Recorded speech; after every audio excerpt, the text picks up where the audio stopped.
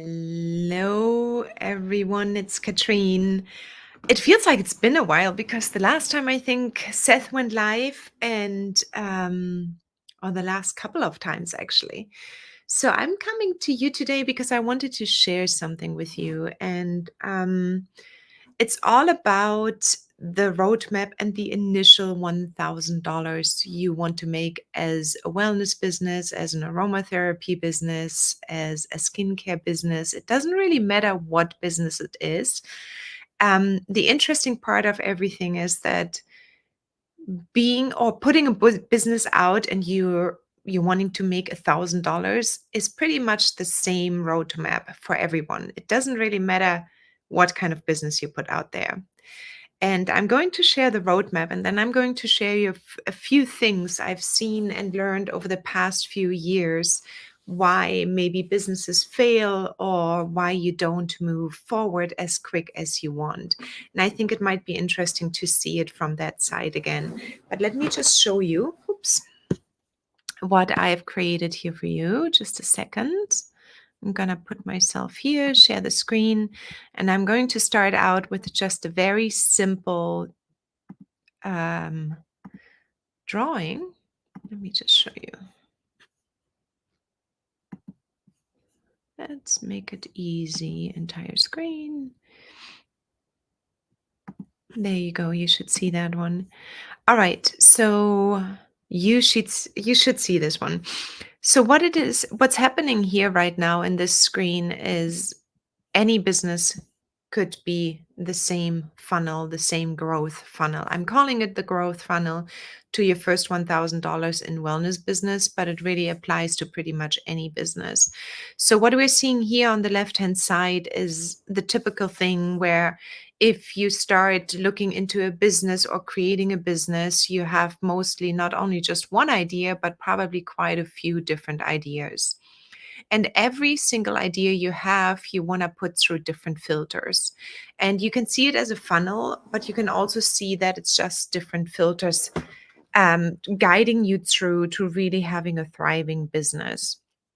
So, first of all, the business ideas enter, and you're thinking, okay, is that actually something I would want to do? And if that is the case, and thumbs are up, and you're passionate about it, or you really like doing it because it always helps, it doesn't, I mean, people open up businesses and they are not passionate about something, and that's okay. And it will work as well. But if you have passion for something, if you really love doing something and you like doing it over and over again, it will, of course, help you in the long run to succeed with your business easier and not have the thought of like, oh gosh, I don't want to wake up this morning and I really wish I wouldn't need to do that. And let me just make this a little bit bigger here as well.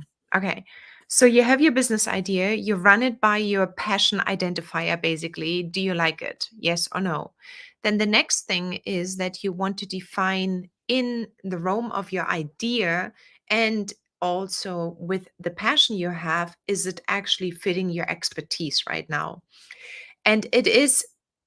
So if you don't have the expertise in the very beginning, you can always learn that, of course, but it makes the entire process of creating a successful business, of course, much longer. So the ideal case is that you're passionate about it and you have expertise already. Now, the level of expertise many people fight about, right? So somebody says there's a 10% edge, and that would be something really good to have. I believe a 10% edge is not really sufficient. You will hear that from many people like Amy Porterfield or Stu McLaren. In my opinion, a 10% edge is basically that you just tried it out and it worked and it just worked.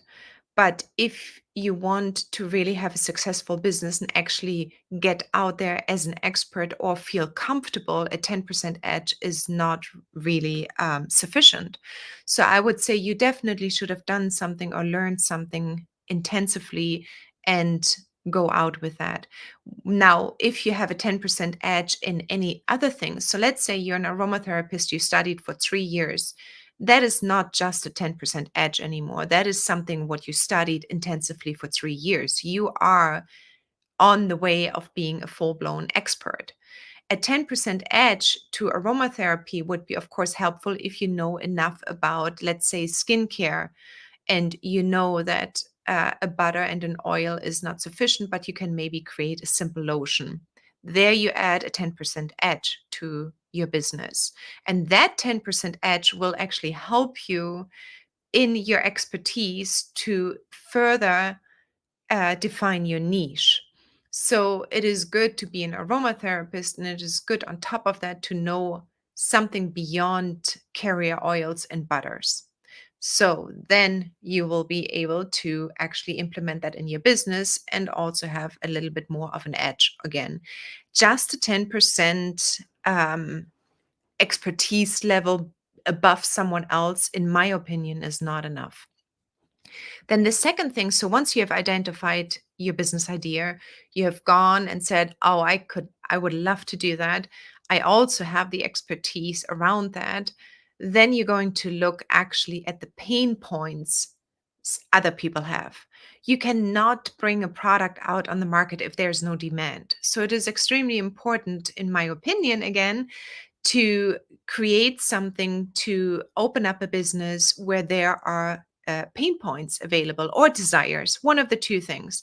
People go out and say, okay, I would love to, let's say, go the alternative route or green beauty route. And I have acne and I would not like to put alcohol in my face. I don't want to have these store-bought products. They are too pricey and something else. Can you help me with that one?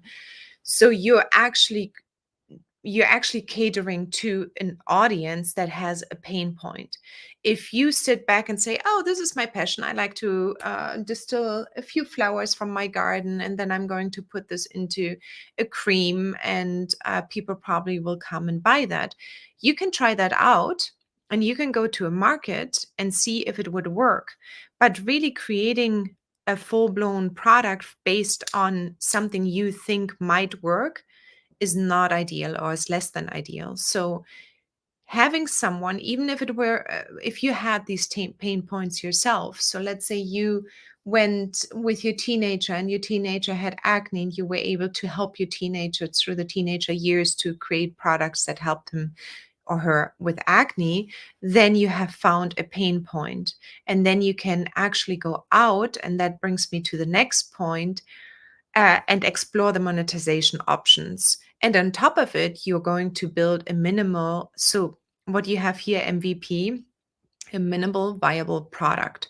So you're not creating a full blown product line, way too expensive, especially if you want to make the first $1,000 fast. You're creating a minimal viable product. And with that, you can then go and get testimonials and proof. And what I mean by getting testimonials and proof is nobody is going to believe you out there on the internet. You just opened up your business, you're 2 months young or 2 months old, and you're trying to solve problems for some people that uh, maybe again might not even have these problems, or if you have found this one and you have this and then you don't have any testimonials or proof for anything, then it will be really really hard to sell your products. So where I see most people go wrong, there is that they either create something and it's just based on their passion but there are no pain points being fulfilled, or they think they're an expert in something but they are not passionate about it, and then they actually let go of their business after a while and they are not happy with it, or they have created a pain point, or they know there is a pain point but then they don't have any expertise or passion, or they maybe have passion about the pain point they are able to solve, but they don't have the expertise. Now, that is not as dramatic actually as having the expertise and the passion, but you're not actually catering to pain points. Because if you have pain points and you don't have the expertise, you can pull other people in that might have the expertise and co-create a product. But it's definitely not going to work without a market. So don't go into business not knowing if you can actually fulfill a pain point or solve a pain point or fulfill a desire. Definitely go out and get quick wins, meaning go out and try to monetize on your idea as quick as possible to really see if it's going to work or not. If it doesn't work, if it's not, but give it a good try as well. Don't say, oh, I tried to have like a couple of consultations and they didn't go so well. When I say give it a good try to have 10, 20, 30 consultations, not 10, 20, 30, 40 consultations, and try to sell 100 products. Then I would say you have a really good overview. Most people fail because they stop too soon. They go, and it is a very personal thing. It can hurt if people don't like your product, but on the other hand, you can learn from those people. So you have to put your ego aside and ask us like, okay, great, you bought this product, you didn't come back, why did you not come back, and what did you not like about the product, so you can actually make your product better. So the first year or 6 months actually is all about you getting to know yourself in relationship to your business, in relationship to your customers, to your products. So don't give up too early either. Get those testimonials in. So testimonials is not just what I mean by it is a written review of your product, but even better would be if you get on the call or on the phone with the people and say what works for you. We are just doing this actually today. We are sending out a bunch of emails to people today for our top users and also for our bottom users. We want to learn what makes Blend Precisely worthwhile using and what doesn't, and what can we make better, and which features work well and what doesn't. And sometimes the truth can hurt, but on the other hand, it will really make your business much, much better in the long run. Then, of course, utilize any kind of AI business tools right now available. I still hear people say, it's like, I don't know about AI. I'm not sure. My goodness. If you don't get on the wagon to have AI help you in your business, then I would say you're on the wrong train and it's going down the wrong road, and you will not be able to catch up as quick as possible to the people compared to the people that are using AI. So I would definitely say utilize business tools when they are available and start learning about them really quickly. And then at the end here, you need to always reevaluate and pivot when it is necessary in order to get this thriving business out the door. Now, all of this whole little pipeline here or funnel can happen in a short amount of time, 2 to 3 months, if you really stay focused. And that actually brings me to the second point. And I put a few notes down for myself because I know that I've been there as well. So, first of all, the big thing is distraction, right? We get easily distracted and we get all over the place as business owners because we hear something over there. Then we have 4 or 5 different coaches we are listening to. Then we have maybe 10 different podcasts. Then we have a clue where we think it's like, ooh, that sounds good. That sounds like a really nice thing to do. Then you try it out. The reality is that you really want to try to find your own system. And the system will develop over time as well. But when you start out being in business, try to put a little bit of the shades on, find someone you really like, follow their expertise, and then try to make it work first. And do your best. Don't give up and say, oh God, I don't think it's gonna work because I've tried really, really hard. And then when you ask us, like, what does it mean you tried really, really hard? Did you work 60 hours a week on your business? Did you try to get it out the door? Did you talk to your customers? Did you actually figure out if your product is wanted? Do you have enough expertise to bring it out? Did you try organic marketing and did you try ads? What did you try? And often the answer comes back, well, I really haven't talked to anybody, or I think the end is actually the end. The end answer is that most people do not talk to their customers, and that is a big mistake. Then the other part is also that they don't have a roadmap, and having a roadmap, even if the roadmap is changing, the most important part about having a roadmap is that you have a red line you can follow. And yes, over time, even within 16 weeks or 20 weeks or 4 months or 5 months, this roadmap might slightly change. But overall, you have something to hold on to. And you can say, okay, this first part comes first. I need to know who am I and what do I want to sell? And then what I want to sell is going to be also wanted in the market. So you know very clearly what to follow. You need some kind of a roadmap. And then in addition, you also need to make sure that you choose the times you can work. And not only that it's in your head, but you also let others know when your work time is. Take it serious. The question is really, so what is the worst case scenario for you? Like, let's, even if you need to pretend that you need to own make the money to earn the money, and you, that is your job, you need to bring the 1,000, 5,000, $10,000 in a month. What is needed? The priorities shift extremely when you really have in your head that you need to bring 5K in. You're not going to go off and take a few other classes or anything else. If you need to bring in the money next month or tomorrow, not too far in the future, what would you do today? So I love worst case scenario thoughts because they really bring clarity to me. And that's something I can only suggest to think about it. What does it mean to you if you have a worst case scenario and you need to work for it really, really hard? Then also build your own system. And what I mean by that is, when are your best working hours? For example, I give you just my example. So I get up at 3 a.m. in the morning. I work from 3 to 6 a.m. Then my daughter wakes up, and from 6 to 8 a.m. is mostly my daughter making her lunch, breakfast, everything else, bringing her to school. Then from 8 to 9 o'clock, I sit with Seth, for example, and we have a scrum and we talk about the next business steps. Then from 9 to 10, not always, I've been bad at this. And again, things change. But normally I like to do some kind of exercise, go for a walk, get it out in the morning. And it actually really frees up my mind. Then from 10 o'clock to 3 o'clock, before or when I pick up my daughter, normally I have another work block, but often I do also, because I get up early in the morning, I try to sleep for 20 minutes in between. And then I also do the work that is more on the client call side or creative side.